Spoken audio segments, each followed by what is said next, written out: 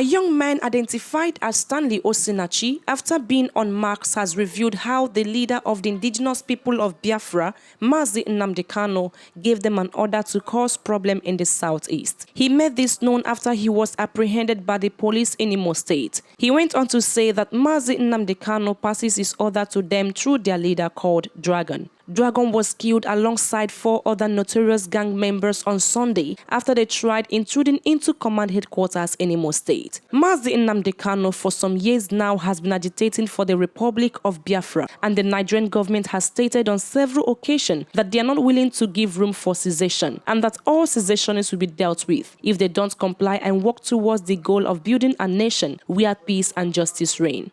In other reports, the only surviving suspected criminal gang member of the Eastern Security Network, Stanley Osinachi from Mberi, in Mbitoli local government area of Imo State, said their funding comes from their supporters abroad and that their charms were prepared by Aguleri native doctors in Anambra State. He spoke at the Imo State Command in Owerri, where he was paraded alongside the lifeless bodies of his gang members who were killed in exchange of gunfire with the special forces. It was gathered that in the process of exchange of gunfire, their ringleader, popularly known as Dragon, said to be an ex-soldier, was gunned down alongside others. On how the ESN operation started and how they were arrested, reports from Vanguard captured the suspect, and he said, "Dragon recruited me by calling me on the phone to join the Eastern Security Network. I was recruited for the past 3 days. Even when I wanted to leave, he said he will kill me. Our camp is at Akabo in Ikedru local government area of Imo State, and that is where we normally operate from and plan our operation, and Dragon told us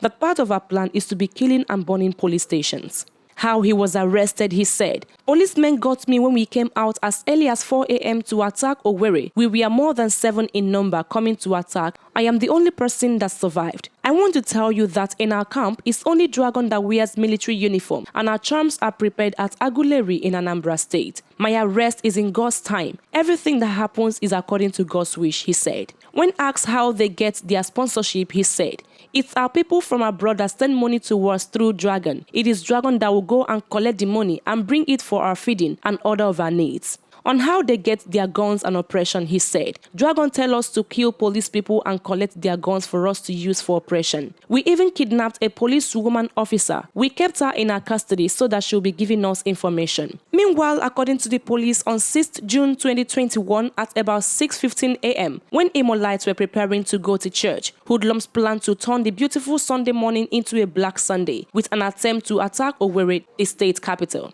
The attempt was vehemently repelled by the gallant forces of the army, police special forces, and other supporting security agencies. The attackers, who came in a white Hummer bus, wanted to access the command headquarters through works layout around Alvan Nursery and Primary School, Owerri, but had a bloody fight with the security forces. They were first intercepted by the military at the outer perimeter cordon provided for the police. 5 hoodlums were killed in action, including Joseph Oka Nnachi, alias King of Dragon. One suspect, Stanley Osinachi, male 30 years old, of Achi Mberi, Mbitoli local government area of Imo State, was arrested and presently heading investigation. He confirmed that Dragon is the leader of the gang in Imo State, reporting to their supreme leader, Mazi Nnamdi Kanu. He stated that they belong to the proscribed group Indigenous People of Biafra and Eastern Security Network. 4 AK-47 rifles with 2,000 rounds of live ammunition and large number of explosives were recovered from the scene. The rifles' breech number were cross-checked and found to be the same police rifles that were stolen by the hoodlums from a police station at Omuma on 31st May 2021, which claimed the lives of our 4 policemen. All other exhibits were also recovered from them. The same gang, together with their members that were killed in previous operations, were responsible for a series of attacks in different parts of the state. They are the same people in the viral video that blocked the flyover at Oji and killed 3 unarmed civilians, including a woman they brought out of their vehicle blindfolded. A police inspector sustained gunshot wounds during the exchange of gunfire and is currently receiving medical attention. The Commissioner of Police Imo State Command, CP Abutu Yaro, has commended the gallant effort of the security forces who stood firm and put their lives on the line in this accomplishment and restore sanity to Imo State. The CP used the opportunity to condole with families of policemen that lost their lives in the hands of these terror gangs over the last few weeks and those that sustained various degrees of injuries.